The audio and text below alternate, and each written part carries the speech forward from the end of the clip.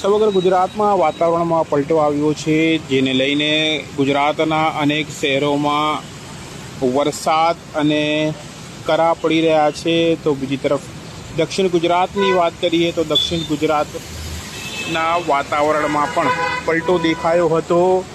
સોમવારની સાંજે 6:30-7 વાગ્યાની આસપાસ અચાનક વાતાવરણમાં પલટા સાથે કાળા ડિબાંગ વાદળો દેખાયા હતા અને પવનના સુસવાટા સાથે તાપીના તટે જે પવન ફૂંકાયા હતા અને સમગ્ર શહેરમાં જાણે અંધારું છવાઈ ગયું હતું અને લોકો વરસાદ પડવાની રાહ જોઈ રહ્યા હતા. ત્યારે અડધો કલાક રહીને 7:45 વાગ્યાની આસપાસ સુરત શહેરના તાપી કિનારે વરસાદ વરસ્યું હતું. સુરત શહેરમાં વરસાદ અચાનક પડતા લોકો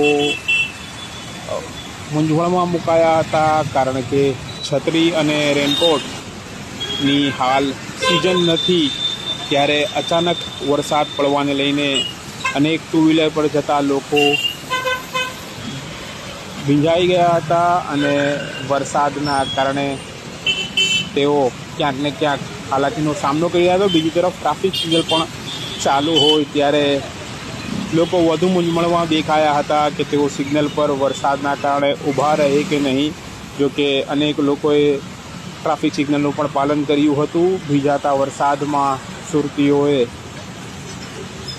ટ્રાફિકના નિયમો પણ પાલન કર્યા હતા અને ગરમીથી કંટાળેલા સુરતીઓએ ક્યાંક ને ક્યાંક વરસાદની ઠંડી બૂંદોનો અહેસાસ પણ લીધો હતો અને કહી શકાય કે એકંદરે વાતાવરણ ખૂબ જ ખુશનુમા થઈ જતા લોકોએ ક્યાંક ને ક્યાંક ગરમી અને બફારાથી રાહત અનુભવી હતી. ઉલ્લેખનીય છે કે